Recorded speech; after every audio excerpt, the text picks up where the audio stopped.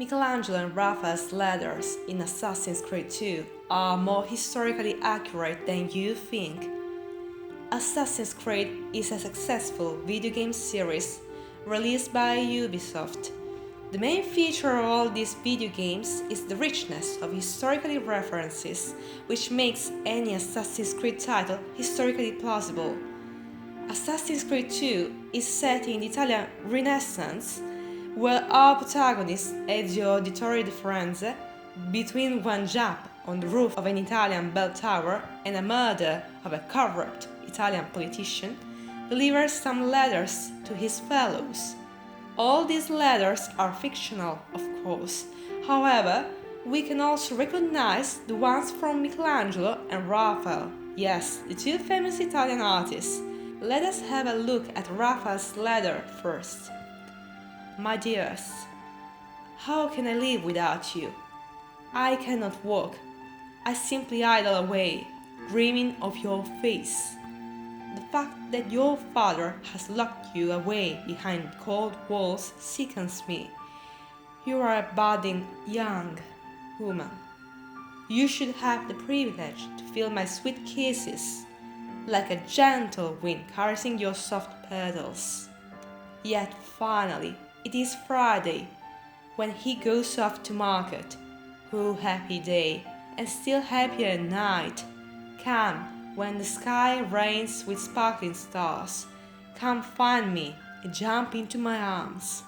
At dusk, I will be waiting at our special spot. Yours forever, Raphael. This letter is indeed not authentical, but historically accurate despite everything.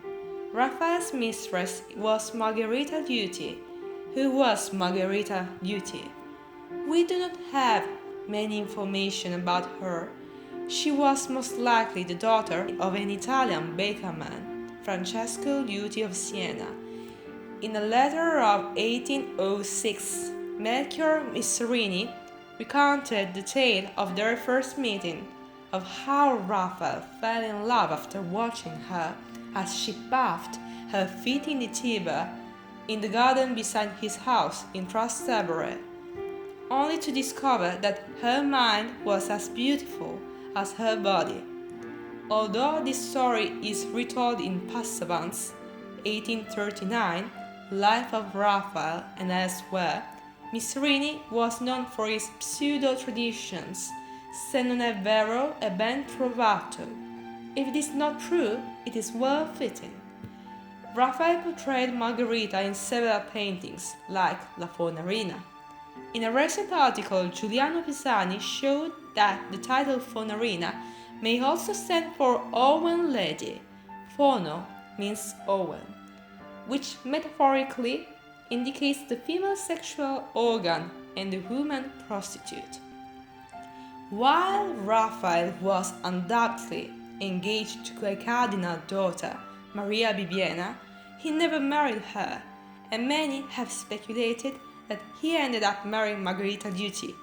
Artists like Picasso and Jean-Auguste Dominique Ingres depicted the two lovers together. Giorgio Vasari, art historian and author of The Lives of the Artists, writes that Raphael could not focus on his painting at the Villa Farnesina when he was separated from her. So it was arranged that she be reunited with him and available to him at all times. The paintings were about love and marriage, and it has been speculated that the friend who commissioned Raphael to paint, Agostino Chigi, may have arranged a secret marriage for them. According to Vasari, Raphael was also a very amorous man and affectionate towards the ladies.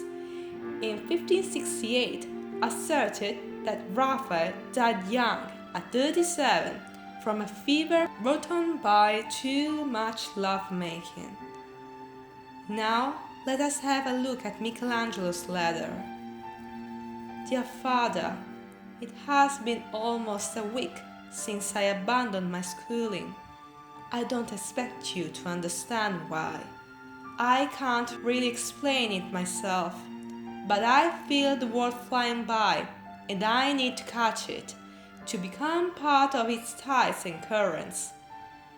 I'm not very good with speaking or numbers, but with my hands I can shape everything flowing around me, every moment, every mood. I know that you wanted me to become something more than an artist, but please, for the sake of my future, relent. As you have always known, I am much more interested in sculpturing and painting than I am studying, and now the artist Domenico Ghirlandaio has asked me to join him as an apprentice. He's just got back from Roma, where he painted a masterful panel in the Cappella Sistina. If I work hard, I might even be invited inside the Vatican, and maybe I'll get to see it. Please give your blessing to this apprenticeship, and I promise I'll live up to your lofty expectations, and I hope that one day you will be proud of me. Your son, Michelangelo. Like the first letter, this one too seems plausible. Michelangelo was not on excellent terms with his father, Ludovico of Leonardo Buonarroti Simone. He used to write him periodically, in particular about his economic independence. As a matter of fact, Michelangelo maintained for his entire life his father and his brothers. Her mother died when he was only 6 years old.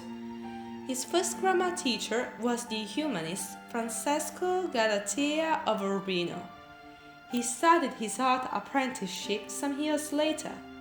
In Ascanio Condivi's opinion, once he became a famous artist, Michelangelo used to recall how his apprenticeship was almost a spiritual need, a vocation that his father hindered. This is because an artistic career was a social regression for a family in the Renaissance. However, Vasari explained that in reality it was his father, the one who sent him to Domenico Ghirlandaio, because they needed money from his apprenticeship. Michelangelo was 12 at the time. During his first 3 years of work, he earned 25 golden florins. In addition, Ghirlandaio came back from Rome only in 1482, while Michelangelo started his apprenticeship 5 years later, in 1487. Lastly, in all his letters, Michelangelo used to sign as Michelagnolo.